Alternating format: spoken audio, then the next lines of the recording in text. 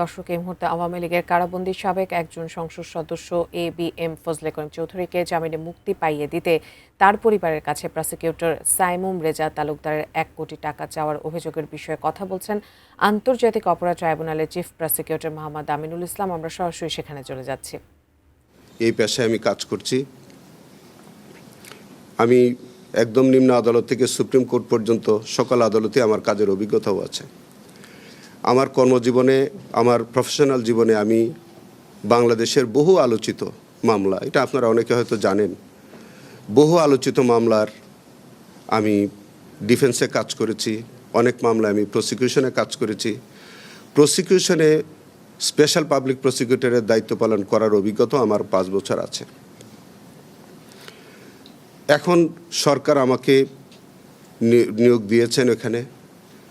স্বাভাবিক কারণে এইটা আমাদের প্রচলিত বিচার ব্যবস্থার মতো নয়, একটু ডিফারেন্ট টাইপের আমাদের একটু ট্রাইব্যুনাল, এবং সেখানে যেহেতু আন্তর্জাতিক মানের আইন, আমাদের ইন্টারন্যাশনাল ক্রাইমসের ট্রাইব্যুনালের প্রসিডিউরটা একটু ভিন্ন।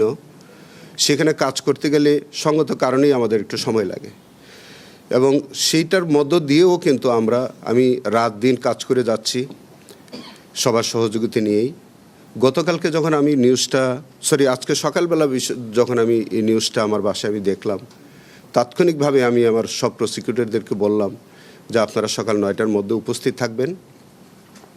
এই বিষয়টা কি, কেন হলো, এই বিষয়গুলো আমাদেরকে বিস্তারিত আমি জানার চেষ্টা করেছি। আপনি যে প্রসিকিউটর কথা বললেন, তিনি সম্ভবত আজ থেকে 2 দিন বা 3 দিন আগে তিনি আমার কাছে একটা পদত্যাগপত্র দিলেন।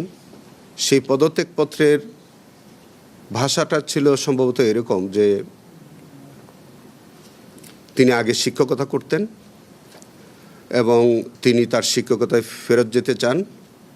তিনি এই ট্রাইব্যুনালে কাজ করার অপারগতা প্রকাশ করলেন। তো আমি এইটা পাওয়ার পরে বরঞ্চ আমি তাকে জিজ্ঞেস করলাম যে তুমি এতদিন কাজ করেছো, এখন কি হঠাৎ করে চলে যেতে চাচ্ছ কেন? তখন তিনি যেটা আমাকে বলছিলেন যে স্যার, আমার প্রফেশনে আসলে আমি দীর্ঘদিন ছিলাম, আমাকে সেখানে আনা হয়েছিল, আমি আমার প্রফেশনে ফেরত যেতে চাই। তো যখন